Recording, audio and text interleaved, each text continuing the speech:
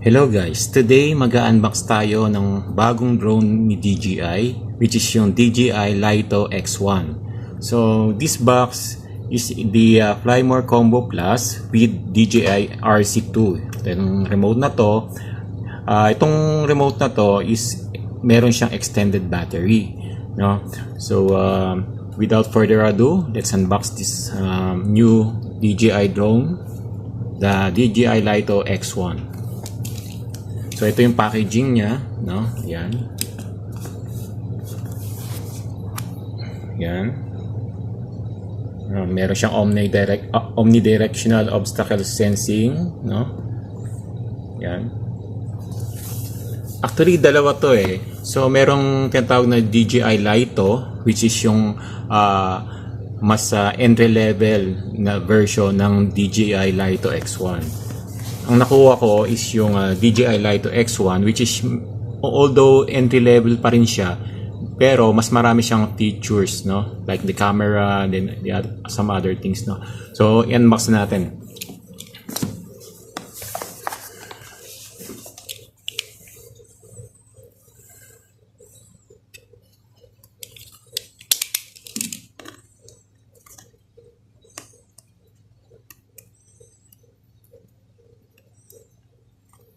Okay. What's inside the box? So ayan.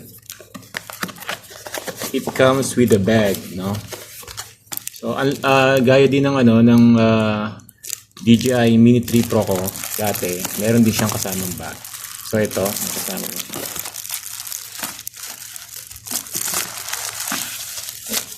So wala nang laman yung box, no?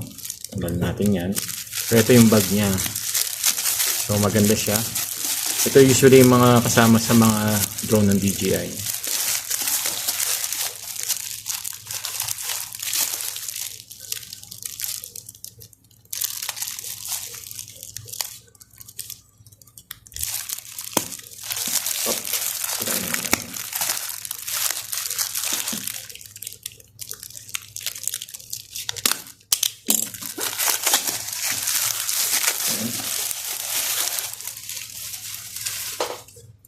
So ito yung bag niya.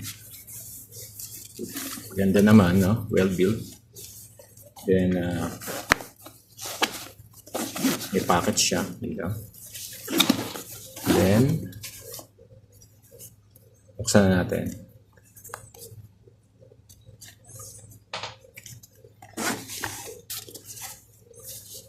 Ano laman ng bag?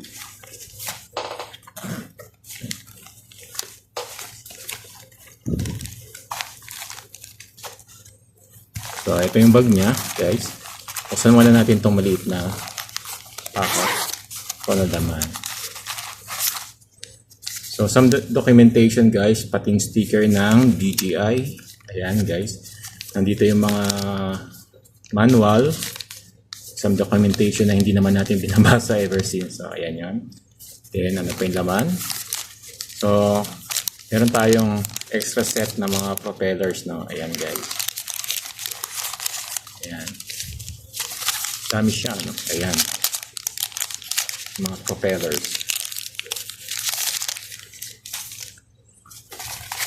Then, yung ating screw.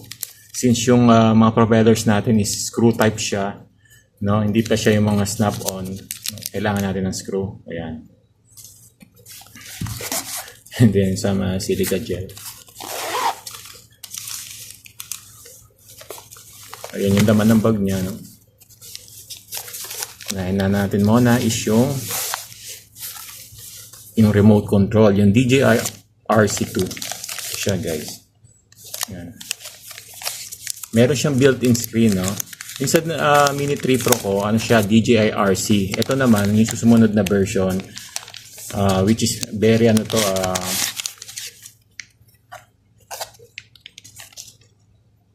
mas maganda performance nito kumpara dun sa DJI RC ko, no?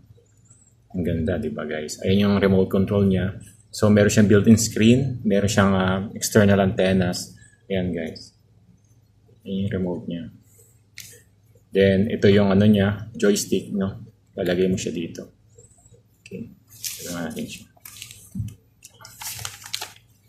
Then, ano pa laman ng bag? Then, ito yung batteries, guys, no? Batteries.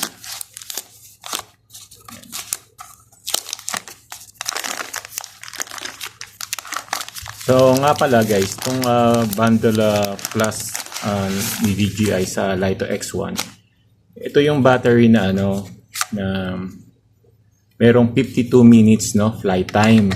And since this one is the extended version ng standard batteries, yung less than 250 grams ng ano ng DJI Lito, hindi mo ma-attain dito. Usually baka to maging ano to 290 dahil sa extended batteries. Since na mas high capacity siya, mas mabigat siya. So you need to register the drone. And hindi mo to mabibili sa mga European countries, no, kasi very strict sila sa weight ng drone, no. And ito, after nito, i-register ko to dito sa Taiwan, no. Yan. So ito yung kanyang charging dock na pwedeng mag-charge in parallel. Ibig sabihin, lahat yan charge niya sabay-sabay. Unlike nung iba kong drone na isang siya charge yung battery. So inuuna niya muna yung pinakamabilis mapuno, then yung susunod, then susunod. So dito naman, mas maganda kasi mas charge yung battery na sabay-sabay. Then, ayan, battery. Yung isang battery naka-install na dun sa drone. So, tatlo lahat yan. Then, meron tayong lalagyan ng SD card. No? Yan, guys. Nga pala, itong charging dock nito, no, pwede mo rin itong gamitin as power bank, no, guys. Ayan, guys. So, pwede mo rin siyang gamitin na power bank, pero hindi. Parang hindi yata. So, confirm ko muna kasi isa lang yung ano niya. Hindi ko alam kung in-out to. So, ang alam ko pa pwede. Kasi yung Mini 3 Pro ko dati pwede siya. So, ito na yung battery, guys, no? 52 minutes, no? Extended battery ang kinuha kong bundle. Then, lastly, yung ating drone. Yung DJI Lito X1. Ayan, guys, wala na laman yung bag. I-ano na natin siya. Ayan. So, ito nga pala yung DJI Lito, no? Itong DJI Lito, kinoconsider siya as a entry-level drone.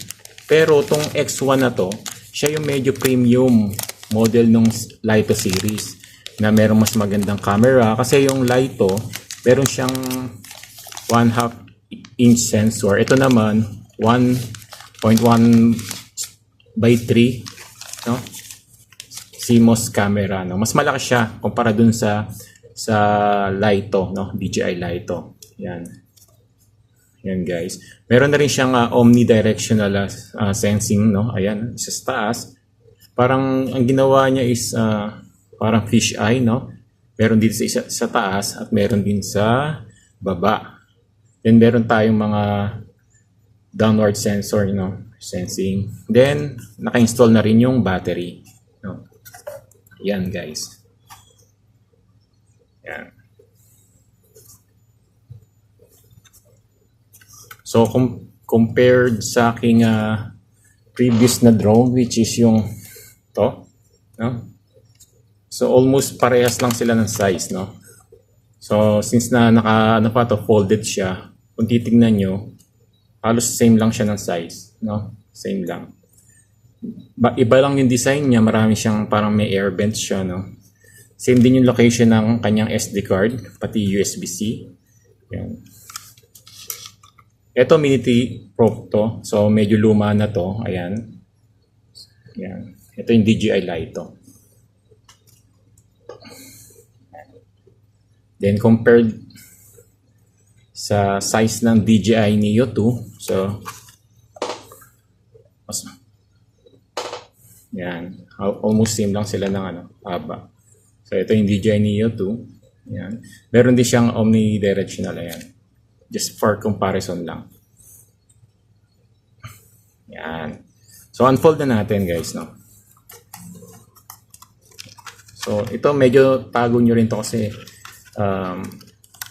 maganda tong ano, para ma-secure nyo yung propellers nyo, no? Yan. Then, unfold na natin siya.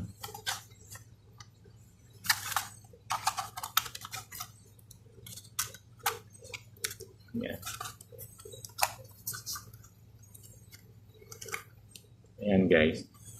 Then, yan, guys. Hindi ko natatanggalin yung protective foam, no? Ayan. So, ayan, guys. Ayan yung ating DJI Lito X1. Ayan. Then, tanggalin natin itong kanyang camera. Yan. Iba ang forma. Isa nga palang feature ng Lito X1 compared dun sa DJI Lito is yung inclusion ng LiDAR sensor. No? Itong LiDAR sensor, ito yung nag-i-emit siya ng mga pulse ng laser para ma-map niya yung environment. Mas kapaki-pakinabang sa mga low light condition. No? Ayan yung camera niya, di ba? Ayan, Lito X1. Ayan, guys. Medyo maangas ang dating niya, no? Medyo maporma compared dun sa aking Mini 3 Pro na kung titingnan niyo yung Mini 3 Pro ko, no? Mukha siyang palaka. Mukha siyang palaka, no? Ayan, laki ng mata niya, no? Pero to, tingnan niyo naman, guys, no? Mukha siyang poging palaka din. Mas pogi naman, ayan, no? Then, watch na lang kayo sa mga susunod kong videos para matest ko yung nito, performance, pati yung quality ng camera. So, yun lang, guys, no? Stay tuned na lang kayo sa aking buy off nito. Guys, yan. Thank you po sa panonood, no, ng aking unboxing. And God bless po sa lahat sa inyo. Bye-bye.